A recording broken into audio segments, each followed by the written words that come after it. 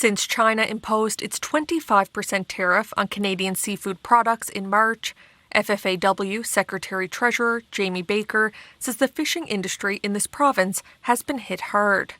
But while relief measures such as the Regional Tariff Response Initiative have been put in place by the federal government, Baker says sea cucumber harvesters are not eligible. Of course, the sea cucumber fishery is one that relies almost exclusively on Chinese markets. And what we're finding is that as a result of this tariff, this fishery this year is basically a dead industry. Baker says fish harvesters do not qualify as the program is not set to help cover losses. If you're going to have a program that provides relief to people who are affected by these Chinese tariffs, then why not the people who are directly affected the most, and that is the fish harvesters. Fisheries Minister Joanne Thompson says she shares the concern for tariffs and says that's why the federal government's budget, which will be released Tuesday, focuses on workers.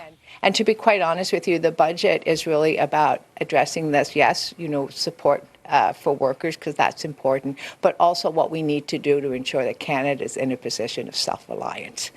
So we can do both. In addition to calling on support from the federal government, FFAW President Dwan Street is calling on local processing companies to buy sea cucumber. But she says the union is hopeful that a new provincial government will help. This government is going to take us seriously and hold these companies accountable because, of course, a processing license in this province is a privilege. It's not a right. There had to be some parameters around that.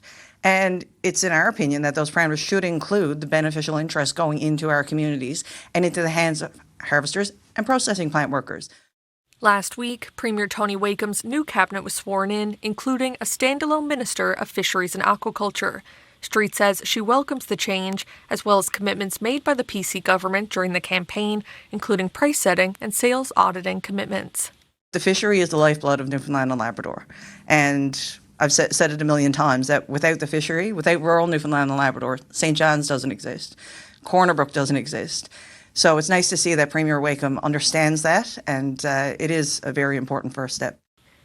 Street says the union has already sent a meeting request to the new Fisheries Minister, Loyola O'Driscoll, and Labour Minister Mike Guzny, and hope to get to the table quickly. Bailey Howard, NTV News.